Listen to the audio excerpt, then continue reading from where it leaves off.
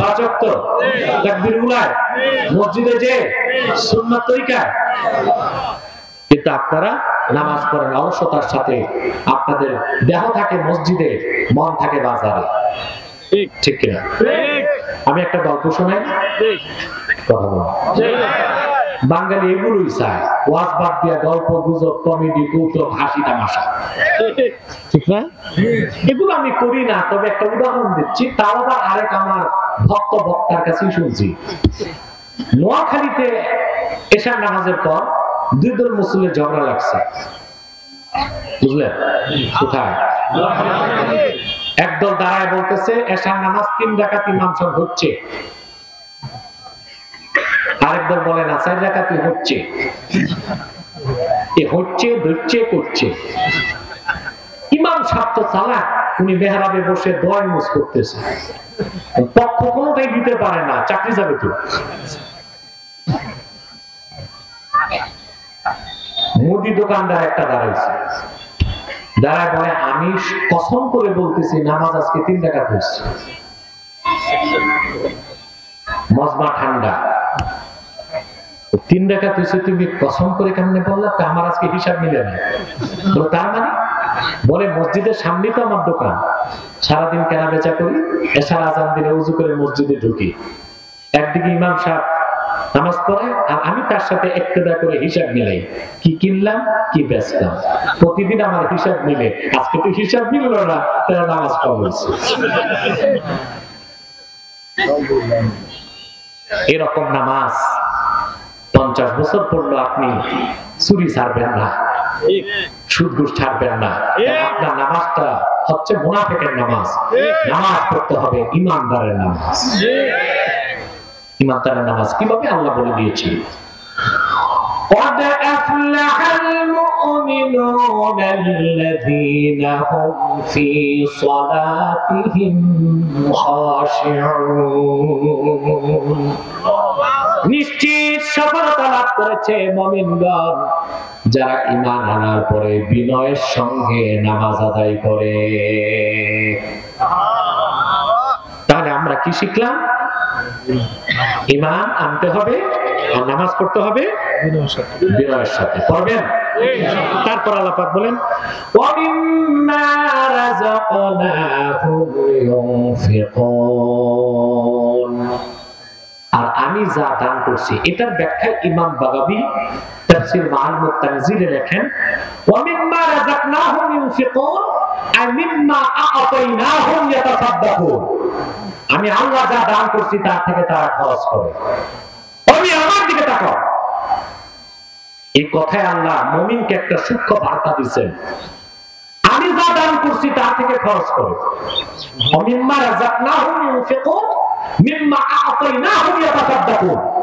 অর্থাৎ আমি যা দান করেছি তার থেকে তারা খরচ করে। তার মানে সুদের টাকা, ঘুষের টাকা, হারাম টাকা, পরেরটা মেরে খাওয়ার চাঁদাবাজির টাকা দান করলে কবুল হবে না, হালাল দান করতে হবে। ঠিক কিনা? কথা বুঝেন নাই? দান করতে হবে কিসের থেকে? হালাল থেকে। কিসের থেকে? হালাল থেকে। এই জন্য আল্লাহ বলেছেন ওয়ামিম্মা রাযাকনাহুম ইউনফিকুন। তাফসীরটা পাবেন তাফসীর বাগাবীতে। ওয়ামিম্মা আ'তাইনাহুম ইয়াতাসাদ্দাকুন। আমি যা দিছি নিয়ামত হিসেবে, হালাল হিসেবে, ওর থেকে ওরা খরচ করবে। ঠিক না? ঠিক। আল্লাহর ঘর মসজিদে কিংবা মাদ্রাসায় কিংবা মাহফিলে খানকায় দিনের পথে দান খয়রাত সদকা কোরবানি হতে হবে হালাল থেকে। যদি সুদের টাকা, ঘুষের টাকা, টেন্ডারবাজির টাকা, কালো টাকা, চাঁদাবাজির টাকা, পরের হক মেরে খাওয়ার টাকা যদি দান করে, সওয়াব তো হবে না, ঈমান নষ্ট হয়ে যাবে। বুঝেন নাই কথাটা? দান বাতিল হবে তা না, ঈমানও চলে যাবে। বলতে দুঃখ, শুনতে কষ্ট। আমার দেশে বড় বড় দান করে, বড় বড় হারাম করে না। কারা করে? বড় বড় হারাম করে না। বড় বড় হারাম করছিলেন, ওরা জাতীয় পর্যায়ে থাকে। কোথায় থাকে? বাংলাদেশ থেকে এই যে গত বছর 23 সালে 92,000 কোটি টাকা পাচার হয়েছে বিদেশে। কত? 92,000 কোটি, বুঝছেন? প্রায় 1 লক্ষ কোটি টাকা। কারা চুরি করছে? কারা চুরি করছে? সিডিপি বলছে 92,000 কোটি টাকা পাচার হয়েছে। সিডিপি কে জিজ্ঞেস করা হয়েছে কোথায় গেছে টাকা, সিডিপি বলে না, মনে মনে তো তোমরাই তো জানো কোথায় গেছে। বললে তো আর চাকরি থাকবে না। আমরাও জানি কোথায় গেছে টাকা। এদেশে অসৎ কর্মকর্তা আর লম্পট রাজনীতিবিদরা আমার বাঙালির রক্তে পানি পড়া ধনের পয়সা বিদেশে পাচার করেছে। বিদেশে বাড়ি গাড়ি আর বেগম পাড়ায় বাংলো বানিস, টাকা বাঙালি। টাকা ফেরত আনা দরকার না? এদেরকে ধরে ধরে শরীয়তের আইনে হাত কেটে দেওয়া হোক, সব টাকা দেশে ফিরে আসে। দেখবেন এরাই বড় বড় দান করে। মনে রেখো মুসলমান, মসজিদ মাদ্রাসা বানাবা, গরিবের ক্ষুদ্র ক্ষুদ্র দানগুলো নিয়ে বানায়। হারাম টাকার, কোটি টাকার মসজিদ মরমর পাথরে বানালা, নামাজ পড়লে কবুল হবে কিনা গ্যারান্টি নাই। আর ইমানদারদের রক্ত পানি করা ঘামের পয়সা দিয়া যদি আল্লাহর ঘর মসজিদ খেজুর পাতা দিয়েও বানাও, তোমার একটা সাজদার ওজন আল্লাহ 7 আকাশ নিতে পারবে না।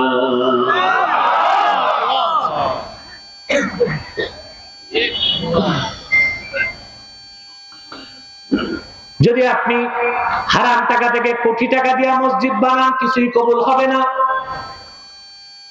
কিন্তু মেহনতের হালাল টাকা দিয়া পবিত্র একটা ইট যদি কিনে মসজিদে দিতে পারে, সেই একটি ইটের বিনিময়ে জান্নাতে আমার আল্লাহ তাআলা একটা নূরের ঘর আপনারে দিয়ে দিবে।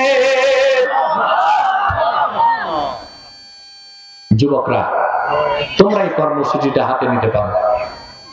বড় লোকরা টাকা দিলে আমরা স্বেচ্ছায় নিব যদি টাকাটা হালাল হয়। তবে গরিবের টাকা দিয়ে যদি দিনের কাজ করো, আল্লাহ বরকত লক্ষ গুণ বাড়াই দিবে। হ্যাঁ, এটা যুবকরা পারে। কারা পারে? অতএব মিম্মা রাযাকনাহুম ইনফিকুন, দিনের পথে খরচ করতে হবে হালাল থেকে।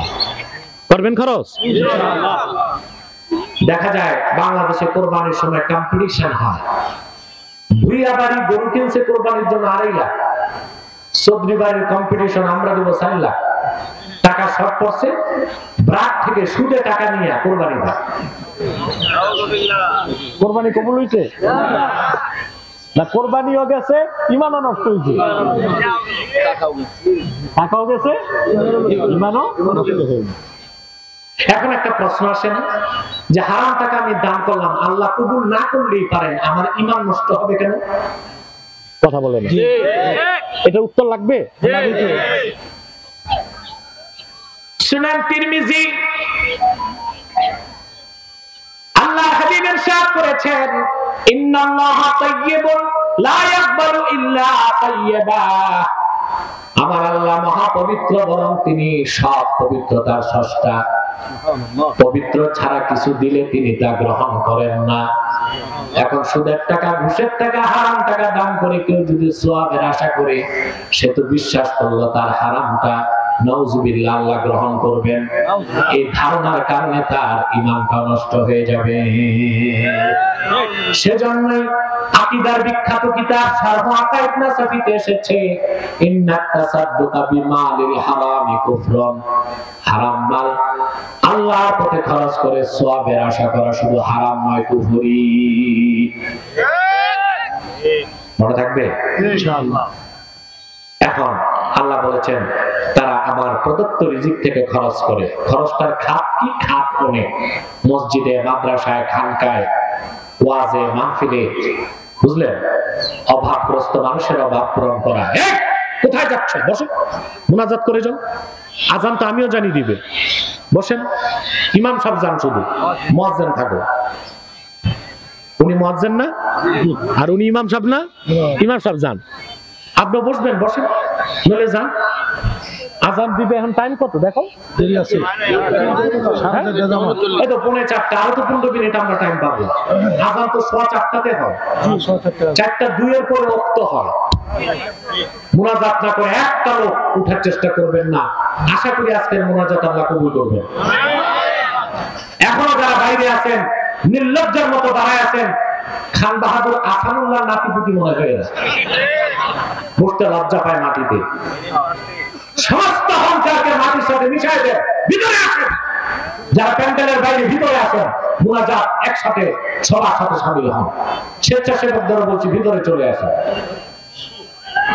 সম্মানিত সুধী তাহলে কথা শুনতেছেন অভাবের অভাব পূরণ করা অসুস্থকে স্বাস্থ্য সেবা দেওয়া এখন প্রচন্ড শীত ছিন্নমূল মানুষগুলো কাপড় নেয় আছে যুবক ভাইদের বলে যায় তোমরা 50 জন যুবক 500 টাকা করে চাঁদা তুলে অন্তত 50টা কম্বল টাঙ্গাইল শহরে যে গরিব মিসকিনকে যদি বিলায় দাও প্রচন্ড শীতে মানুষের দেহ বরফ হয়ে যাচ্ছে তুমি যদি একটা কম্বল একটা গরিবের শরীরের উপর দিয়া তারে উষ্ণতার ব্যবস্থা করে দাও তোমার জিন্দেগীর সব সগীরা গুনাহ আল্লাহ মাফ করে দিবেন আর এতটুকু দানের কারণে আল্লাহ পাক তোমার জন্য জান্নাত যাওয়া সহজ করে দিবে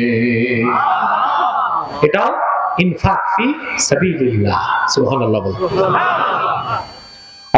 অভাবের অভাব পূরণ করবেন অসুস্থকে চিকিৎসা দিবেন যে মেয়েটি যৌতুকের কষাঘাতে বিয়ে হচ্ছে না আপনারা 10 জন মিলে তার বিয়ের ব্যবস্থা করে দিবেন পারবেন না এই সব মিম্মা রাযাকনাকুম ইউনফিকুন এই আমলের অন্তর্ভুক্ত হবে ঠিক কি না শুধু কি তাই সুবহানাল্লাহি ওয়া বিহামদিহি হাদিস শরীফের মধ্যে এসেছে আল্লাহ হাবিবের ইরশাদ করেছেন এক সাহাবীকে বলেছেন তুমি যদি আল্লাহর সন্তুষ্টির জন্য তোমার স্ত্রীর মুখে খাদ্যের লোকমা তুলে দাও তাবতাগি বিহা ওয়াজহাল্লাহ আর এতো যদি তুমি আল্লাহর সন্তুষ্টি কামনা করো তোমার হাতের এক লোকমা খাদ্য স্ত্রীর মুখে তুলে দেবার কারণে আল্লাহ তোমার সৎকার সওয়াব আমলনামায় লিখে দিবে খাওয়াবেন আপনার বউকে আদর করবেন নিজের বউকে কিন্তু ওই যে সওয়াবের আশা করলেন আল্লাহ আমলনামায় দান করার সওয়াব লিখে দিবে সুবহানাল্লাহ করছেন নি জীবনে বউরে খাওয়াছেন না শুধু দিয়েছেন খাইছি হ্যাঁ খাইছি গ্রাম দেশে পুরুষদের একটা বদ অভ্যাস বউ পিটায় হ্যাঁ ইচ্ছা মতো ওই ডালে লবণ কম হয়েছে মাছ ভাজা হয় নাই জন্মের পিঠা পিঠা হারাম বড় ধরনের শরীয়ত বিরোধী কাজ যদি স্ত্রী না করে স্ত্রীর গায়ে হাত তোলা শরীয়তের দৃষ্টিতে হারাম হারাম হারাম আপনি যখন আপনার বউকে খাওয়াই দিবেন আপনার প্রতি তার ভালোবাসা বাড়বে কিনা কথা বলা তার প্রতি আপনার ভালোবাসা বাড়বে কিনা পারবে না তখন আপনার দৃষ্টি কি পরনারীর দিকে যাবে আর আপনার স্ত্রীর দৃষ্টি কি পরপুরুষের দিকে যাবে এই যে এটাই হচ্ছে হিকমত স্ত্রীকে ভালোবাসলে যারা সেও জানা থেকে বাঁচে আপনিও জানা থেকে বাঁচেন আল্লাহর আযাব থেকে বাঁচেন এই জন্য স্ত্রীকে মহব্বতে আপনি যদি লোকমা তুলে দেন তার মুখে আপনাকে সৎকার সওয়াব দিয়ে দেওয়া হবে সুবহানাল্লাহ পারবেন না ইনশাআল্লাহ ওয়া বিল আখিরাতি হুম ইউকিনুন আর পরকালকে বিশ্বাস তারা করে এটাই হচ্ছে ঈমান এটাই কি ঈমান এই ঈমানের সাথে 5 ওয়াক্ত নামাজ যদি পড়েন আর যাকাত দেন দান খয়রাত করেন আপনাদের ব্যাপারে আল্লাহ চূড়ান্ত সিদ্ধান্ত দিয়েছেন উলাইকা আলা হুদাম মির রাব্বিহিম ওয়া উলাইকা হুমুল মুফলিহুন তারাই তাদের রবের হেদায়েতের উপর প্রতিষ্ঠিত আছে আর তারাই চূড়ান্তভাবে সফলতা লাভ করেছে বলে সুবহানাল্লাহ আমাদেরকে মহান আল্লাহ তাআলা জান্নাতি বানায় ইমানদার বানাক, কাফের মুশরিক হওয়া থেকে রক্ষা করুন। সাদাকাল্লাহুল আযীম ওয়া সাদাকা রাসূলুহুন নবিয়ুল কারীম ওয়া নাহনু আলা যালিকা মিনাশ শাহিদিন ওয়াশ শাকিরিন আলহামদুলিল্লাহি রাব্বিল আলামিন। বসেন বসেন, আমি সময় দিব। কিসে বাম পাশ দিয়ে ওনার হাতে চেপে বসে তোমরা। সম্মানিত সুধী, আমি আর আপনাদের কষ্ট দিচ্ছি না। বিদায় লগ্নে কয়েকটা কথা বলি। ইউটিউবার ভাইরা একটু বসুন, তোমাদের জন্য এই কথাগুলো জরুরি। আমি আপনাদেরকে করজোর অনুরোধ করছি, আপনার এখানে বিভিন্ন দল মতের লোক আছেন, আছেন না? এখানে কেউ আওয়ামী লীগ, কেউ বিএনপি, কেউ জাতীয় পার্টি, কেউ জামাত, কেউ কওমি, কেউ আলিয়া, কেউ সাদা টুপি, কেউ কালো টুপি, কেউ লম্বা টুপি, কেউ গোল টুপি, আছে না? আর আপনাদের পিছায় পড়ছে আমার মতো টুপি, খুব পছন্দ করছে। আল্লাহ কবুল করুক, আমিন। আল্লাহ ওনার ভক্তবৃন্দদের মধ্যে দেখছি যে আমাদের মাসলাকের টুপিটাকে খুব পছন্দ করে নিয়েছেন। আলহামদুলিল্লাহ, আলহামদুলিল্লাহ। জি জি। তো আছেন তো বিভিন্ন দলমতের লোক, মাসলাক নিয়ে বেশি মারামারি করেন না, এটা মনে রাখেন। আমরা এতটা নিকৃষ্ট হয়ে গেছি, এখন এক পীরের মুরিদ আরেক পীরের মুরিদকে সালাম দেয় না, আলিয়ার ছাত্র কওমিরে সালাম দেয় না, কওমির ছাত্র আলিয়ারে সালাম দেয় না। এইসব করে তো দেশ হারাইবা, দেশ হারাইলে তো কল্লা থাকবে না, কল্লা না থাকলে টুপি কই লাগাইবা। আগে দেশ টিকাইতে হবে না? সেজন্য আমি বলি, আমাদের কি আওয়ামী লীগ, কি বিএনপি, কি জাতীয় পার্টি, কি জামাত, কি আলিয়া, কি কওমি, কি পীরপন্থী, কি পীরপন্থী নয়, সাদা টুপি, কি কালো টুপি, কি লম্বা টুপি, কি গোল টুপি, মাসলাক যা যা, দিন ইসলাম সবার। সেজন্য আমরা তিনটি ইস্যুতে এক হয়ে যাব। কয়টি? সব বসে তোমরা, এটা নিচে রাখ। কয়টি ইস্যু? এক, ইসলামের সুমহান স্বার্থ রক্ষায় আমরা ঐক্যবদ্ধ হয়ে যাব ইনশাআল্লাহ। রাজি? মুসলমানদের মৌলিক দাবিগুলো আদায়ে আমরা এক হয়ে যাব ইনশাআল্লাহ। আর বাংলাদেশের স্বাধীনতা রক্ষায় আমরা ঐক্যবদ্ধ হয়ে যাব। আমাদের এই তিনটি স্বার্থের বিরুদ্ধে বাংলাদেশে কাজ করতেছে তিনটি অমুসলিম সম্প্রদায়। তার মধ্যে সবচেয়ে নিকৃষ্ট হচ্ছে কুখ্যাত কাদিয়ানী সম্প্রদায়। নিঃসন্দেহে তারা কাফের এবং অমুসলিম। তাদেরকে যারা কাফের বলবে না, তারাও কাফের, কারণ তারা আল্লাহর আখির নবী মুহাম্মদ সাল্লাল্লাহু আলাইহি সাল্লামকে আল্লাহর শেষ নবী হিসেবে বিশ্বাস করে না। চিল্লায় বলেন নাউজুবিল্লাহ। এজন্য তারা কি? তাদেরকে যারা কাফের বলবে না, তারা কি? কিন্তু তারা মানুষকে ধোঁকা দিতে নাম পরিবর্তন করে করে মিথ্যা পরিচয় দেয়। মুসলমানদের মতো দাড়ি রাখে, মুসলমানদের মতো টুপি লাগায়, মুসলমানদের মতো নাম রাখে, তাই বলে কি তারা মুসলমান হবে? কোরআন শরীফ মাদ্রাসায় নিয়ে যান। উঠো উঠো, দাঁড়ান, মাদ্রাসায় রেখে আসেন কোরআন শরীফ। রেখে আসে কালামুল্লাহ শরীফ মাদ্রাসায় রেখে আসে। চেকটা বানাইছেন? আচ্ছা আচ্ছা আচ্ছা আচ্ছা, না না, পরে পাঠাই দিয়ে। এই চেয়ার বানাইছি বিশ্বাস আমার জন্য। আমি গরিব মানুষ, এই চেয়ারে বসছে, একটু কম দামি ভিডিও চলতো। তো বলতেছি না, কুখ্যাত কাফের কাদিয়ানীরা মুসলমানদের মতো নাম রাখে, মুসলমানদের মতো দাড়ি রাখে, মুসলমানদের মতো টুপি লাগায়, তাই বলে কি তারা মুসলমান হবে? দাড়ি রাখলে কেউ যদি মুসলমান হতে পারতো তো রবীন্দ্রনাথ